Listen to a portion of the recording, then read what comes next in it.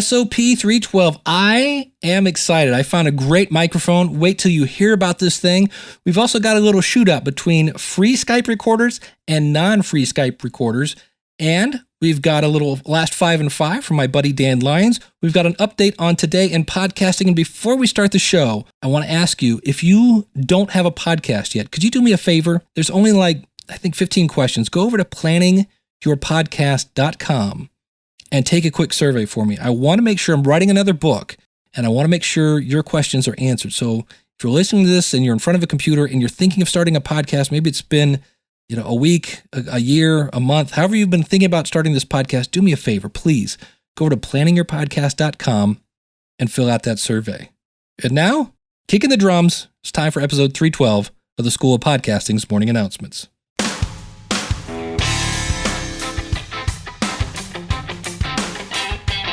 It's the School of Podcasting's Morning Announcements. Here's Dave Jackson. Podcasting since 2005. I am your personal podcast coach, Dave Jackson. Thanking you so much for tuning in. If you're new to the program, this is where we talk about all things podcasting, from planning to promoting to producing to monetizing and everything you need. If you're looking to start a podcast, we've got it all. One place, one location. Quit searching for weeks and years. Take that idea, put it into practice. The schoolofpodcasting.com. That's right, schoolofpodcasting.com. Everything you need. That's where you can leave comments. Or if you want to join in on the conversation with your voice, you can use the voicemail button out at the website. You can also call in our toll-free numbers, courtesy of podcastvoicemail.com. It's 888-563-3228. You can also send me an email, dave@schoolofpodcasting.com. Well, speaking of email, I do want to tell you this. Do not give out your Gmail account as the way to contact you. Now, behind the scenes, just between me and you, I actually check when you send an email to dave@schoolofpodcasting.com, it actually goes to a Gmail account, so I can check it anywhere. Now, the bad news is the Gmail account that I've used, and this would be the second one that I've used, was hacked.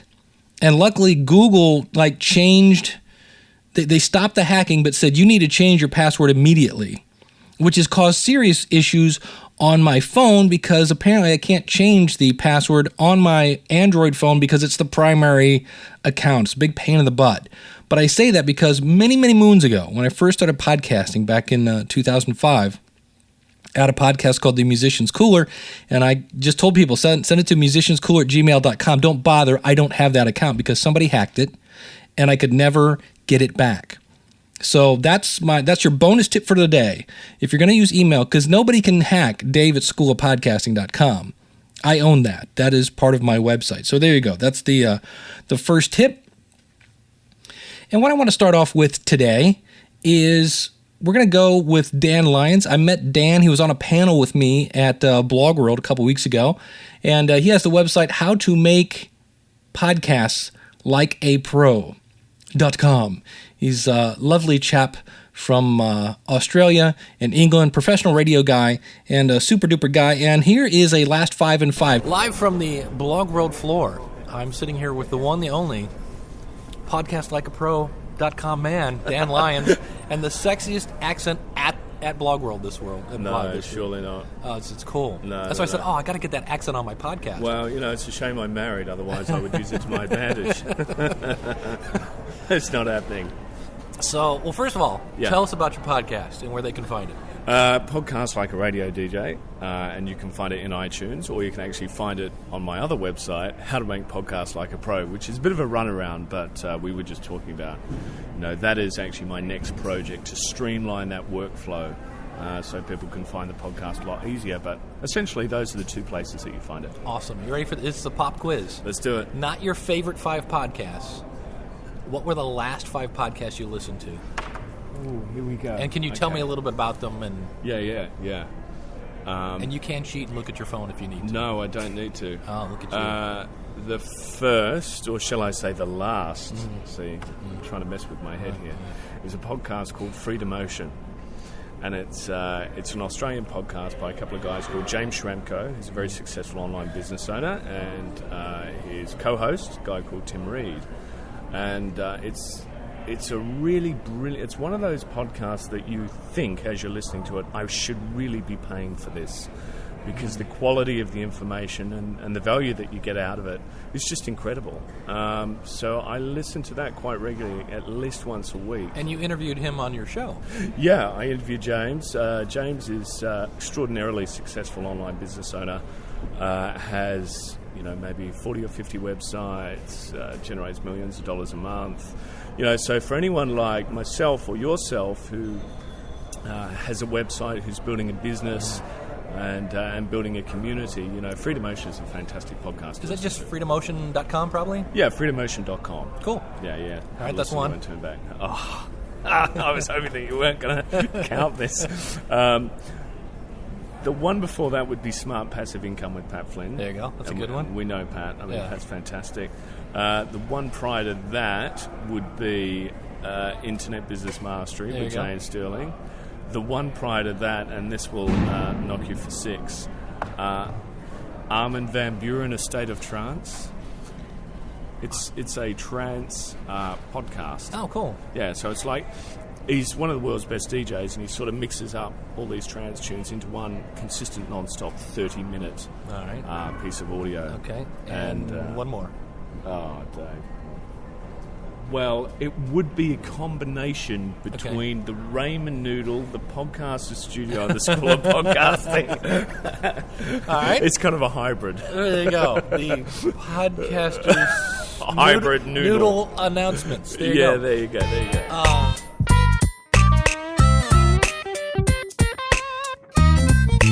Now, if you would like to chime in, and feel free to mention your podcast when you do this, hint, hint, go out and click on the voicemail button on the right-hand side of the screen if you got a microphone plugged into your computer. And you can also call in your last 5 and 5. It's 888-563-3228. That is courtesy of podcastvoicemail.com. Next up, I am excited. Actually, I'm so excited. And I just can't hide it. In fact, I'm about to lose control. And you know what? I think I like it. Whoa! Whoa! It's true. I was doing a Google search. I was talking to one of the clients that I actually have from Blog World. And she was saying she was going to go with a USB mic. And I'm like, okay, not a huge fan, because what happens with a USB microphone is if you later decide you want to go with a mixer, your USB microphone becomes a paperweight. But the advantage of a USB microphone is you get to plug directly into your computer. There's no mixer. You just plug, you talk into it, you're good to go. The other somewhat side effect of a USB microphone is, number one, because you're recording directly to your computer, there is that chance that your software might crash and you're going to lose your recording. And I personally have had that happen, so I don't record to a computer anymore. I record to a portable recorder, but that doesn't mean that you have to record to a portable recorder. Just be warned. Not a huge deal. And there are a lot of people, I should say, that do record directly to their computer and never have a problem. I just know a lot of people who have. So the thing was, the other problem with most USB microphones is that they are condenser microphones. Now, without getting super geeky, a condenser microphone picks up a lot of the background noise, where a dynamic microphone just picks up pretty much what's right in front of it. Now, it'll still pick up background noise. It's not just going to ignore the lawnmower outside, but it'll pick it up less. And so the Blue Snowball, which is the one that a lot of people are using, then they're going to the Blue Yeti, which is I know it's over $200. It's a very expensive microphone. Sounds great, but it's also a condenser microphone. It has a lot of different mic patterns, but in general, none of them were really dynamic, from what I understand. Great sounding microphone, though. Enter, though, because people are like, man, I can't put out that kind of money. Enter the Audio Technica 2100. Now, this is a microphone you can get at Amazon for $49. Now, I realize if you're looking to spend 10, 49's might as well be $1 million, but compared to 100, or the microphone I'm talking into right now is close to $300. This is the RE320. This sounds phenomenal for $49. Now, the one I used is the ATR, the Audio Technica 2005. And from what I understand, the difference is the ATR is kind of their pro model, meaning it comes with a case. It's black as opposed to silver. They both come with little itty bitty mic stands, which are cool, and a USB cable. From what I understand, different websites I've read, they're very, very similar. Except the 2005, the one I'm talking into, is I believe on Amazon right now as I speak, $78, and the 2100 is $49. And you're like, okay, here's the bonus. They're both dynamic, meaning again, they basically pick up what's right in front of it and not so much as much of the room noise. They are also XLR. Now, what does that mean, Dave? XLR means you can plug it into a mixer. It's a type of plug, just as USB is a type of plug. So it goes both ways. It's a USB and it's XLR. And now the other problem with USB microphones is you get latency, which is a very fancy word for echo. And there's no latency because you actually plug your headphones right into the microphone. And if you're interviewing somebody over Skype, you'll hear them in your headphones coming through your microphone. And you've got a little knob on the bottom of the microphone that you can adjust your volume up and down. And I went, oh my goodness, this is the ultimate podcasting microphone. Now, originally I did a blog post about this. I said it's a great starter mic. I don't know that this is a starter mic. This is like a microphone that can come and stick around for a long time. For years, I started off using an Audio Technica 3035. It's a condenser microphone. I've talked about that in the past, and you can hear it's very, very sensitive. And that's great if you're in an isolation booth in a recording studio, but it picked up everything. And I was trying to podcast next to the dryer. That did not work. So I switched to a Shure SM58, which is a dynamic microphone, great microphone, and but it needed a mixer or some sort of way to plug it into a computer. I could have used a USB device. So you will hear this now. This is the Audio Technica 2005. This is the one that's a little more expensive, but from what I understand, the two are very, very similar, and I am deeply impressed with the sound of this. I don't call this a starter microphone. I'm like, hey, in fact, this will be either one of those two. If you're starting podcasting and you go, well, I don't really need a mixer, it's just me, I'm going to say, hey, buy this microphone, because that way if later you want to upgrade, you can keep using the microphone. How cool is that? So let's think about this now. We said one of the issues were that you might get echo, no echo. You might have to, if you want to upgrade later, it becomes a paperweight. Nope, not this one. In some cases, USB microphones have a poor output, and there's no real volume knob on it, right? Like a mixer. Not this one. Really strong signal. That's the other thing I really liked about it. And it's not a condenser mic. So let me shut up, and you can hear me. I'm going to compare this to this microphone. This is the RE320, which is, again, around a $300 microphone. I'm going to compare it to the Shure SM58, which is a $100 microphone, and then you'll hear the Audio Technica 2005, which, again, is about an $80 microphone, or its little brother, the 2100. And I'll have links to these out in the show notes. And if you would be so kind, I'll actually put affiliate links out there to Amazon, and you can go out and buy that, and that'll help support the show. So here is my mic shootout. And this is the Audio Technica AT2005 USB/XLR microphone, where we're talking about Audio Technica, 50 years of passionate listening. I really like that. There seems to be some bottom with this bad boy.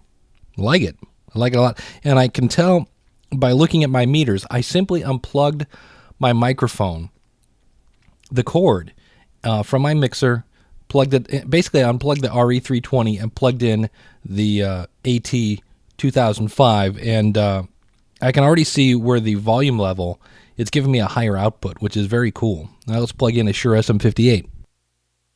All right, this is the Shure SM58, and this sounds a little more mid-rangey.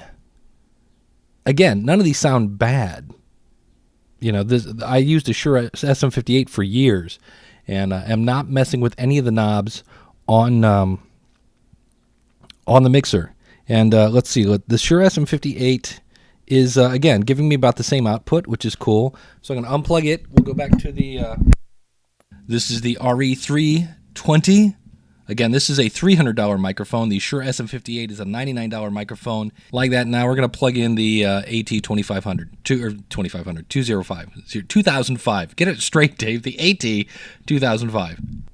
Wow, I definitely hear the bass response. And yet it's very clear with my S's and T's. And if I need to cough, I can just take and turn the on-off button. Let's see how noisy that is. Yeah, so, that's not going to be handy in a live performance to do this. I never understand on-off buttons, but they are handy, especially in a church, things like that. But very cool, and this is going directly from this is using it as an XLR microphone. Now let's see what it sounds like USB. All right, and this is it. The AT, again, the Audio Technica 2005, plugged in as a USB. And the thing I like about this, I'm doing this in Audacity. I've got the microphone about an inch or two away from my mouth. And there appears, a lot of times with USB mics, you have it's not a very high output. So I can actually adjust this up a little more. And I'm using Audacity right now to record this. And Audacity immediately saw the microphone. I didn't have to do a thing in terms of configuring it. I would just I turned on Audacity and hit record. And I have my headphones plugged into the microphone, so there's no latency, which is very, very cool. I did plug my headphones into my computer, and I didn't hear myself, which when I use the Blue Icicle, basically it seems to be if you have a USB microphone, you're not going to kind of listen to yourself through your computer as you record. But I really like the sound of this. Obviously, it doesn't really change the microphone specifications. And super easy. It is literally plug and play. And now it has a cute little blue light on the top of it. It makes it very, very dainty and lovely. And it could be a nightlight as well. Next up, we're going to talk about recording Skype calls.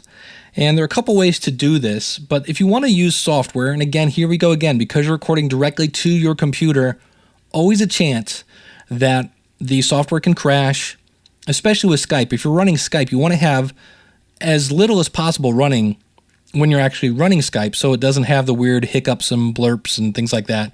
So when you're recording with software, you're already running Skype and something else.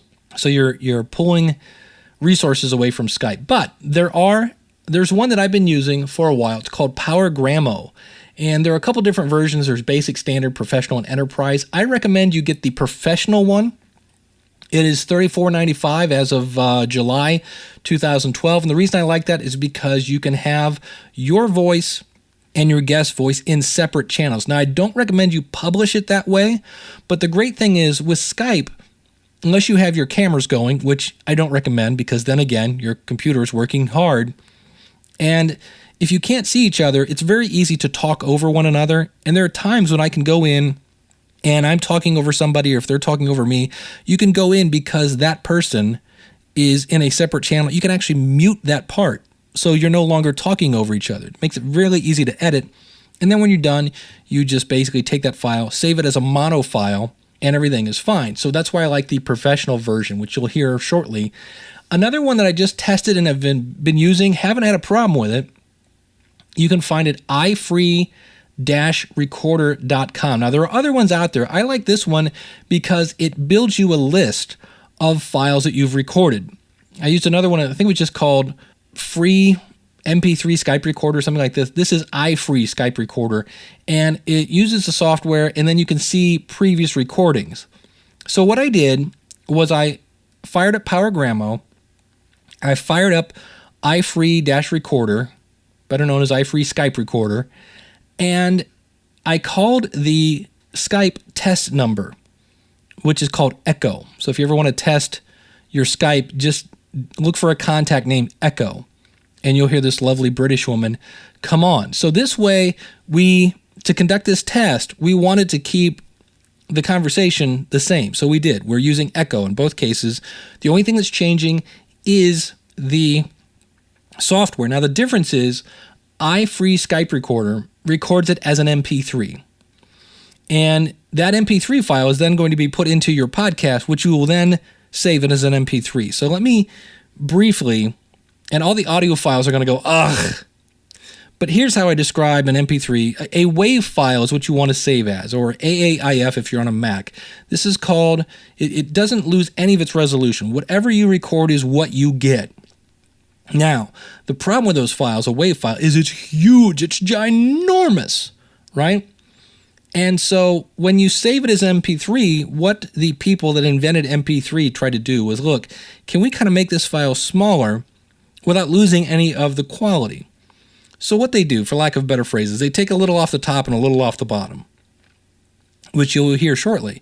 So the problem is, if you're starting with something, an MP3 file that's already had something taken off the top and then off the bottom, and then you throw that into your recording, which is then saved as a what? An MP3 file, which is going to what? Take a little off the top and a little off the bottom.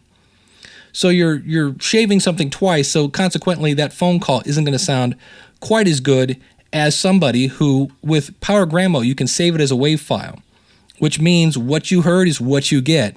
Then when you save it as an MP3 file in your podcast, that podcast will have a little off the top and a little off the bottom, and so it won't be kind of double dipping that way, and you end up with a best sounding file. That's actually, anytime, like right now, the file I'm recording into my portable recorder is going to be saved as a WAV file. Everything I record, if I can, I save it as a WAV file because I'm on a PC. It would be AIFF if I was on a Mac. Only time you save as an MP3 is when you're done. So your music should be WAV files. Your talking should be WAV files. Anything you're putting into your podcast should be WAV files. And then when you mix it down, save it as an MP3. That way you're only taking a little off the top and a little off the bottom once. So here is the Echo phone call. I'm going to play, I'll just set this up. The first one is going to be from PowerGrammo. The second one will be from the free service. And you'll hear, if you listen to the upper end, and meaning that the treble, the sibilance is a little gone and the bass is a little gone. So it's going to sound a little MIDI, a little more MIDI that way because the top and bottom are gone. And I'll keep switching back and forth between the two. First one will always be the one from PowerGrammo. Second one will be from the free service. Hello, welcome to Skype call testing service. After the beep, please record a message. Hello, welcome to Skype call testing service. After the beep, please record a message. Hello, welcome to Skype call testing service. After the beep, please record a message. Hello, welcome to Skype call testing service. After the beep, please record a message. All right, so there you have it. I don't know about you, but I could definitely hear a difference in clarity with the PowerGrammo version, again, because you're saving it as a WAV file. So that definitely adds to that clarity. Obviously, if you don't have the budget for it, the MP3 recorder, it works, and it's free, and I haven't had a problem with it yet. You know, you never know. Sometimes you get what you pay for when it's free. Also want to point out, when we talk about sound quality, there are other podcast consultants that really get into it. It has to be pristine, clear. For me, my general concept is it has to be listenable. And to me, I define unlistenable. If you go over to blogtalkradio.com, yes, it's easy. You can podcast with your phone, and it's free, and they're horrible. You can't listen to them. They're so bad. That's what I define as horrible audio.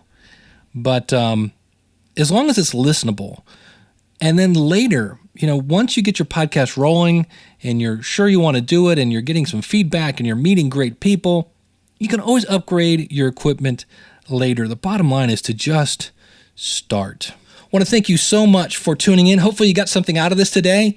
We found that there's a great microphone now that you can buy for podcasting that will let you grow for $49. Just go to schoolofpodcasting.com/2100. schoolofpodcasting.com/2100. If you are looking to record Skype calls, the best way to do it is, again, getting it offline through some sort of portable recorder. I've got a Skype video for that. If you go over to schoolofpodcasting.com/DaveTube, that'll take you all over to my videos that you can see on YouTube, and I explain how to do that. But if you're going to use software, sure, there's a cool free Skype recorder that you can do, but I recommend PowerGrammo. Go to schoolofpodcasting.com/PowerGrammo. That'll take you right there for that. We learned that Today in Podcasting is back, and we learned that you can get more podcast money at morepodcastmoney.com. So thank you so much. And as I said at the very beginning, if you are thinking of starting a podcast, I'm done with my first book. I'm ready for my second one. Go over to planningyourpodcast.com. I have a quick survey, and I am almost done with the book already. And I want to make sure I get your questions answered. So if you could please go over to planningyourpodcast.com, fill out that survey. Want to make sure I dot all my T's and cross all my I's. And yes, I know I said that backwards. So thank you so much for tuning in. If you're ready to start a podcast, don't wait. Check out the quick start option out at schoolofpodcasting.com. We do have step-by-step tutorials. We've got resources if you're looking for music, graphics, things like that. And you've got little old me, your personal podcast coach, to help you along the way. So I hope to see you on the inside of the School of Podcasting. Until next week, class is dismissed. God bless.